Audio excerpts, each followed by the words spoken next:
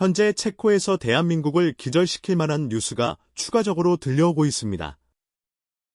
현재 체코 현지에서 24조 원 규모의 대규모 원전 공사 수주에 성공했습니다. 이는 원전의 본고장인 유럽에서 K원전의 우수성을 인정받고 수출의 교두보를 놨다는 평가를 받았습니다. 원전의 본고장이었던 유럽은 체르노빌 원전 사고를 기점으로 탈원전 정책을 펼쳤었는데요. 현재 우크라이나 전쟁, 인공지능으로 인해 소모되는 전력이 기하급수적으로 높아져 현재 탈원전 정책 기조를 폐기해버리고 늘어나는 전력난을 해소하기 위해 원전을 추가 건설하기로 한 것인데요. 이번 원전 협상에 있어서 사실상 한국과 프랑스 2파전으로 이번 수주전에 도전하였는데요. 프랑스는 예전부터 원전에 있어서 강호인 나라였습니다. 그들의 안방이라고도 불릴 만큼 프랑스의 입김이 강하게 작용하는 곳인데요. 그런 프랑스를 꺾어버리고 한국의 K원전이 수주를 한 것입니다.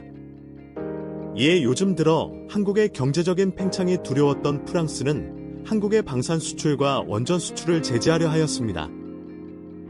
하지만 이번 원전 수주로 프랑스의 콧대를 눌러준 것과 같습니다. 이번 수주전에서 일부 언론사에서는 프랑스의 원전 수주 가능성을 높게 보면서 한국의 원전 수주감을 떨어뜨리기도 했습니다. 게다가 한국의 전 정부에서는 탈원전을 시도하며 원전을 퇴출시키려는 모습을 보였었는데요. 이런 문제로 인해 국내에서도 원전 수주에 가능하겠냐는 얘기도 나왔었습니다. 다행히 현 정부 들어 다시 친원전 정책으로 돌아오면서 원전을 친환경 정책을 피면서 원전에 대한 대규모 투자와 원전 수출에 있어 규제 또한 철폐를 감행했습니다.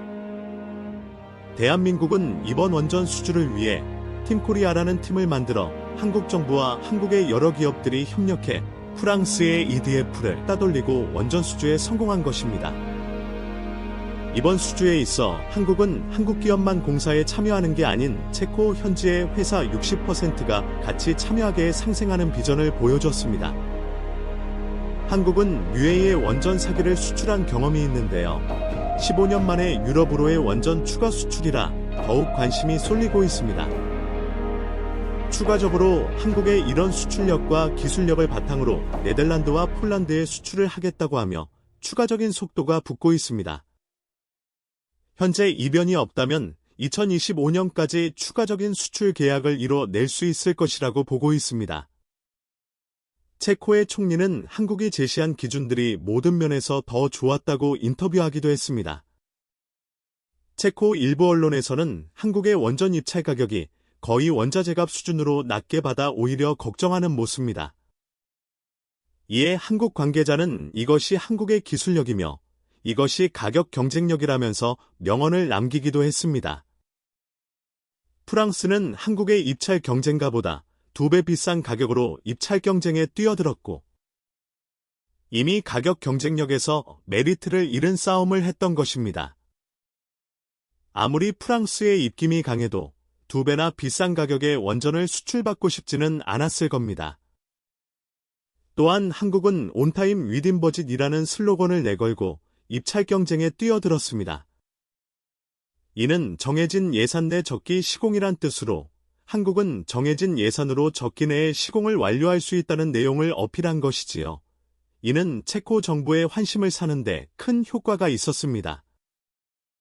프랑스의 EDF는 정해진 시간 내에 입찰서를 제출하지 못하였고 몇 번의 수정 요청과 단 한 번도 제 시간에 제출한 적이 없어 체코 정부의 신뢰를 잃었습니다.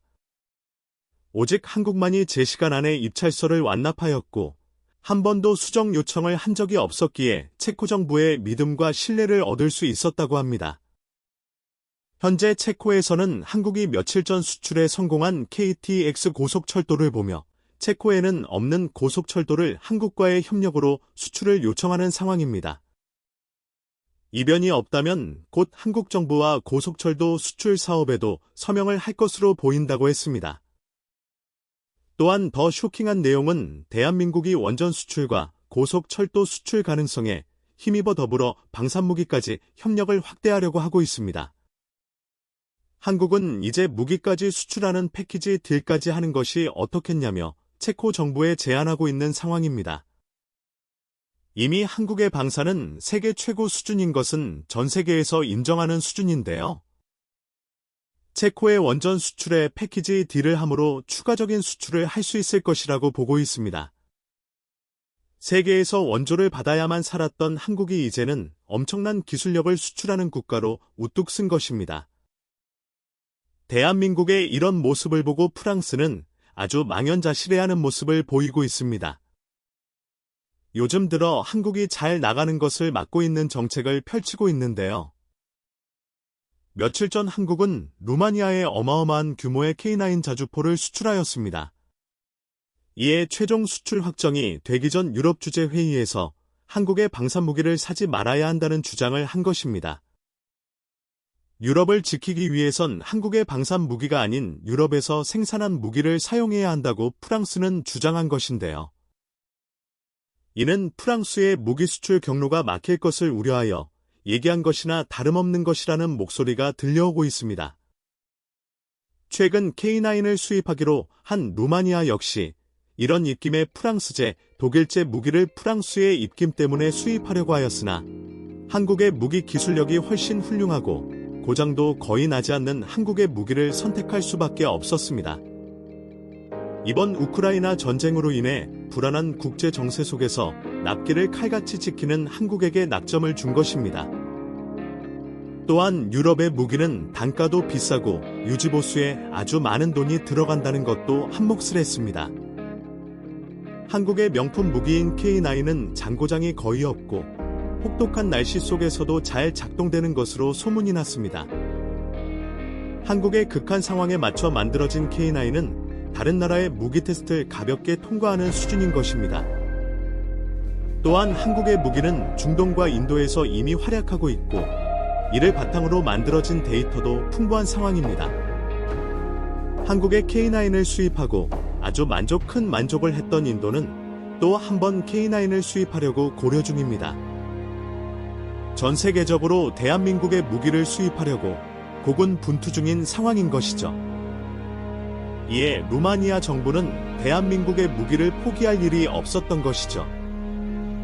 현재 세계적으로도 대한민국의 무기를 도입하려는 국가들은 많아지고 있습니다. 그만큼 대한민국은 현재 엄청난 발전을 이뤄냈으며 현재도 진행 중인 것이지요. 이런 한국이 나날이 성장하는 모습을 생생하게 앞으로도 들려드리도록 하겠습니다. 추가적으로 더 듣고 싶은 내용이 있으시면 댓글을 적어주시기 바랍니다. 감사합니다.